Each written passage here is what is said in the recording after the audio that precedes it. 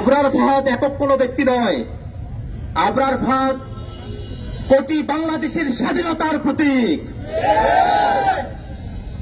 বুয়েট বাংলাদেশ বিচ্ছিন্ন কিছু নয়। বুয়েটে যে নির্যাতন হয়েছে, বাংলাদেশের বিশ্ববিদ্যালয়গুলোতে যে নির্যাতন হয়, তার একটা প্রতীক মাত্র। বন্ধুরা আমার, আজকে আমরা 5 বছর পরে এখানে একত্রিত হয়েছি। আবরার ফাহাদ শাহাদাতের আজ 5 বছর পূর্ণ হলো। আজকে আমি এখানে কথা বলছি, আমি আসলে আবেগাতাড়িত হয়ে গেছি। যখন আবরার ফাহাদের শাহাদাতের খবর পাই, তখন এত ভয় যে একটা মিছিল পর্যন্ত করা যায় না। তখন আমরা সাহসী হতে পেরেছিলাম, তখন আমরা মিছিল ডেকেছি, আমরা বিক্ষোভ করেছি। যারা খুনি ছিল তাদেরকে সরকার গ্রেফতার করতে বাধ্য হয়েছিল, কিন্তু এখন পর্যন্ত বিচার কিন্তু শেষ হয় নাই। আমরা আজকে দাবি জানাই, অবিলম্বে আবরার ফাহাদের খুনিদের এবং যারা এখনো বাইরে আছে তাদেরকেও গ্রেফতার করে বিচারের মুখোমুখি করতে হবে। বন্ধুগণ আমার, আবরার ফাহাদের এই ঘটনায় বুয়েটের শিক্ষার্থী ফারদিনকে জীবন দিতে হয়েছে। ফারদিনের কথা যেন আমরা ভুলে না যাই। ফারদিনের খুনের সাথে যারা জড়িত আছে তাদেরকেও যেন আইনের আওতায় নিয়ে আসা হয়।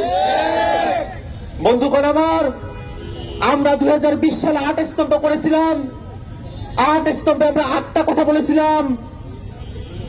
আমরা বলেছিলাম গণতন্ত্রের কথা, সার্বভৌমত্বের কথা, গণপ্রতিরক্ষার কথা, মানবিক মর্যাদা, সাংস্কৃতিক স্বাধীনতা, সম্প্রীতি ও সংহতি, অর্থনৈতিক স্বনির্ভরতা, জাতীয় সম্পদ রক্ষার কথা আমরা বলেছি 8 স্তম্ভে।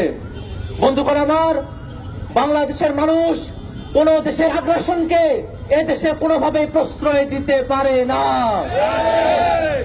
আমাদের অন্তর্বর্তীকালীন সরকারের কাছে আহ্বান থাকবে, বাংলাদেশের মানুষের পালস বুঝে, সেটা ভারত হোক আর অন্য কোনো দেশ হোক, তাদের আগ্রাসনের ব্যাপারে যেন শক্ত অবস্থান তারা গ্রহণ করে। 4 বছর আগে 2020 সালে যখন আমরা 8 স্তম্ভ তৈরি করেছিলাম, তখন আমরা ছিলাম গুটি কতক। আজকে কিন্তু প্রমাণ হয়ে গেছে গুটি কতক নয়, আজকে আমরা শত শত হাজার হাজার মানুষ 8 স্তম্ভ নির্মাণের এই কর্মযজ্ঞে এখানে এসে উপস্থিত হয়েছি। অতএব এই জিনিস কিন্তু পরিষ্কার, বাংলাদেশের মানুষ কোনোভাবেই ভারতীয় আধিপত্যবাদকে দেশে মেনে নেবে না। আবার একই সাথে আমরা এই কথা বলবো, ভারতের যে নিপীড়িত জনতা আছে, সেই নিপীড়িত জনতার সাথে আমাদের সংহতি সবসময় থাকবে। ভারতের মানুষের সাথে আমাদের কোনো বৈরিতা নাই, ভারতের জনতার সাথে আমাদের কোনো বৈরিতা নাই। আমাদের বৈরিতা, আমাদের শত্রুতা বাংলাদেশের প্রতি আধিপত্য নিয়ে যে নীতি নির্ধারণ করে দিল্লি, সেই আধিপত্যবাদী নীতির বিরুদ্ধে আমাদের বৈরিতা। বন্ধুগণ আমার, আজকে আমরা এখানে উপস্থিত হয়েছি, অনেকেই অনেক কিছু জানতে চান। আজকে আমি একটা ভিতরের কথা বলবো আপনাদেরকে। এই যে আমরা 8 স্তম্ভ নির্মাণ করেছিলাম, 8 স্তম্ভে আপনারা আমাকে সামনে রেখেছেন, আমার সহযোদ্ধাদেরকে সামনে রেখেছেন। যে মানুষটা এই 8 স্তম্ভের ভাষা নির্ধারিত করেছিল, 8 স্তম্ভের ভাষা ঠিক করেছিল, নামকরণ ঠিক করেছিল, সেই ব্যক্তিটা কিন্তু আর কেউ নয়, আমার বন্ধু মাহফুজ আলম।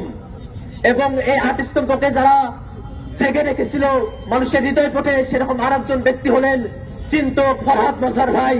আমি তাদের কাছে কৃতজ্ঞতা স্বীকার করছি। ফরহাদ ভাই অসুস্থ আছেন, আপনারা তার জন্য দোয়া করবেন। আমার বন্ধু মাহফুজের বিরুদ্ধে নানা ধরনের প্রোপাগান্ডা ছড়ানো হচ্ছে, আপনারা সেই প্রোপাগান্ডাগুলোর উত্তর দিবেন। এই দুইটা মানুষের পক্ষ থেকে এই আশাবাদ আপনাদের কাছে, এই দাবি আমি রাখছি। বন্ধুরা আমার, আমি আমার বক্তব্য দীর্ঘায়িত করতে পারবো না, আমার কথা বলা আসতেছে না ভাই। আমি যে অবস্থার মধ্য দিয়ে তখন গিয়েছি, আমার কথা আসে না। আবরার ফাহাদকে মারার পরে আমি ঘুমাতে পারি নাই, আমি পার্মানেন্টলি অসুস্থ হয়ে পড়েছিলাম। দীর্ঘ সময় পর্যন্ত আমাকে অসুস্থ থাকতে হয়েছে। আজকে আমার দিন, এটা আমার জন্য খুশির দিন যে আজকে আমরা আবারও হাসিনাহীন বাংলাদেশে, ফেসিবাদহীন বাংলাদেশে, ফ্যাসিস্টহীন বাংলাদেশে আবারও আমরা আবরার ফাহাদের স্মরণ সভা করতে পারছি, আমরা 8 স্তম্ভ আবার নির্মাণ করতে পারছি। এটাই আমার সবথেকে বড় সুখের বিষয়। আর কোনো কথা আমি বাড়াবো না। আমরা এখন আগ্রাসন বিরুদ্ধে 8 স্তম্ভর আমরা ভিত্তিপ্রস্তর স্থাপন করব এবং একই সাথে একটা দাবি জানিয়ে রাখি সরকারের কাছে, 7 অক্টোবরকে আগ্রাসন বিরোধী দিবস হিসেবে ঘোষণা করতে হবে।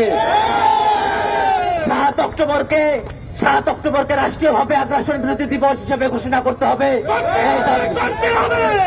এই দাবি রেখে আমি আমার বক্তব্য এখানে শেষ করছি। ধন্যবাদ সকলকে।